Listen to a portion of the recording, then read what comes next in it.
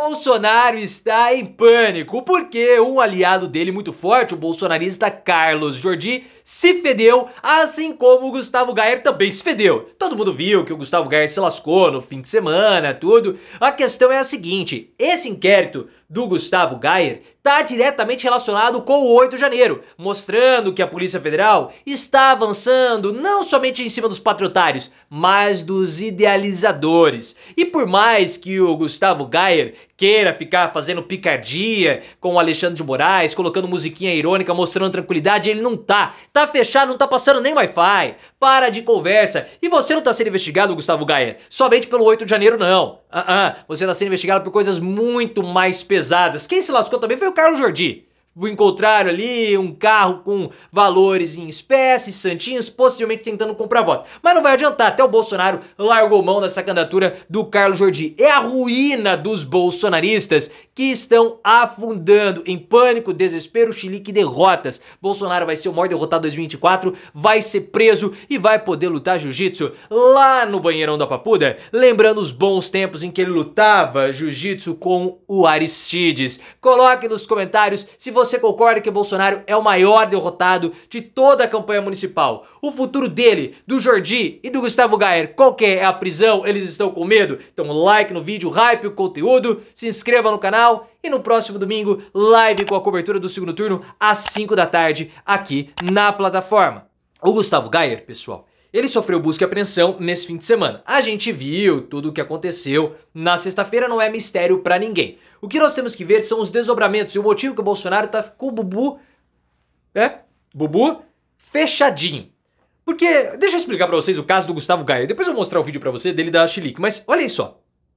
O Gustavo Gayer, ele era amigo de um empresário que ele tentou contratar para ser assessor. Aí não pôde por conta de algumas relações que ele tinha no passado com empresas privadas. Com empresas públicas, perdão. E aí foi feita uma empresa, e essa empresa do amigo do Gustavo Gayer prestava serviços para ele para o gabinete. E depois o Gustavo Gayer, ele virou sócio de uma organização de sociedade civil que tem interesse público. Só que essa organização foi muito estranha, porque os sócios dela eram crianças de 1 a 9 anos, não tô brincando. Olha só todo o rolo. Aí a Polícia Federal fez busca e apreensão na casa do Gustavo Gayer, deputado bolsonarista, também no apartamento funcional dele em Brasília. Porque é uma situação muito estranha, possivelmente até com falsificação de documentos. Porra, criança de 1 a 9 anos sendo sócio de empresa? Aí o Gustavo Gayer veio a público com toda a ironia que lhe cabe, e eu vou mostrar pra você aqui. Como vocês sabem, eu não... Ó. Desculpa, mas eu tenho que rir do negócio desse. Ficou engraçado agora. Ficou super. super. Sabem, eu não tenho acesso aos inquéritos, nem meu advogado tem acesso ao inquérito, mas eu fico sabendo de tudo pela imprensa. E aí eu descobri o porquê que eu recebi a busca e apreensão na minha casa hoje. Não, vocês não vão acreditar nisso, gente. Pera aí. Presta atenção se esse não é o mais escandaloso, a mais escandalosa busca e apreensão da história do Brasil. Olha o motivo que eu recebi a Polícia Federal na minha casa. Polícia Federal aponta que Gustavo Gayer financiou atos de 8 de janeiro... Não foi por isso, meu querido Gustavo Gayer. Não foi por isso. Ele até coloca uma musicazinha irônica de fundo, quer dar risadinha, mostrar tranquilidade, mas esse não é o problema. O problema é a associação criminosa. O 8 de janeiro foi um desdobramento. Desdobramento. E não adianta ficar falando que a Polícia Federal se comporta como jagunços do Alexandre de Moraes, porque o Alexandre de Moraes acatou o pedido da PGR para não ter busca e apreensão no seu gabinete. Então não venha com essa postura irônica não, que a sua batata tá assando.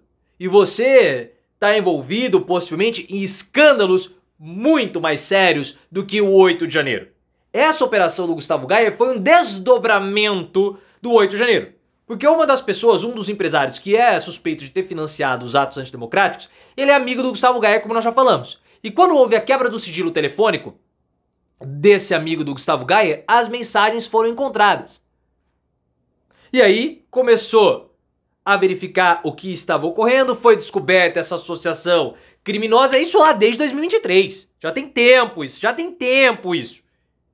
E há a possibilidade de haver uma associação criminosa que desviava recurso público nessa empresa, recurso público do gabinete do Gustavo Gayer. Agora, a Polícia Federal tem a suspeita que o Gustavo Gayer tenha utilizado recursos públicos para financiar o 8 de janeiro via esse empresário. Porque esses recursos saíam do gabinete do Gustavo Gayer, iam para essa empresa gerenciada pelo amigo e depois o amigo incentivava os atos antidemocráticos. Possivelmente esse era o fluxo do recurso. E esse era apenas um dos problemas que envolvem o deputado Gustavo Gayer. Então assim, ele fica com essa ironia toda aí, querer, não tenho nenhum problema, não tenho nenhum envolvimento, é uma fantasia. Não. O 8 de janeiro é uma coisa, falsidade ideológica, formação de organização criminosa é outra coisa. O Bolsonaro treme na base porque a Polícia Federal está avançando nas investigações e está para encerrar os inquéritos. A gente sabe que depois que acabar a campanha municipal, o Bolsonaro vai ser denunciado, ele vai ser o principal assunto da política nacional. Por isso, o Valdemar Costa Neto tenta se antecipar para conseguir anistia. E é assim que a gente começa a entender a preocupação do Valdemar Costa Neto, não para anistiar o Bolsonaro. O Valdemar, ele está usando a sucessão do Arthur Lira para conseguir barganhar a aprovação da PEC da anistia, que vai ser derrubada nessa época, mas enfim, justamente por conta dos deputados que estão envolvidos com o 8 de janeiro. Esses deputados tendem a perder o mandato. Você tem o André Fernandes, candidato a prefeito de Fortaleza, o Gustavo Gayer, o Carlos Jordi, também bolsonarista, candidato a prefeito em Niterói, e vários outros bolsonaristas. O PL pode sofrer aí muitos problemas com a sua bancada caso haja as condenações a respeito do 8 de janeiro. Por isso que o Valdemar está fazendo tanta pressão. Esse projeto da PEC da anistia, mesmo que seja aprovado no Congresso, não vai prosperar no STF. Por quê? Porque é um projeto inconstitucional. Já existe a jurisprudência que envolve o Daniel Silveira e também o STF vai derrubar. O Valdemar pressiona o Arthur Lira para a votação em 2024.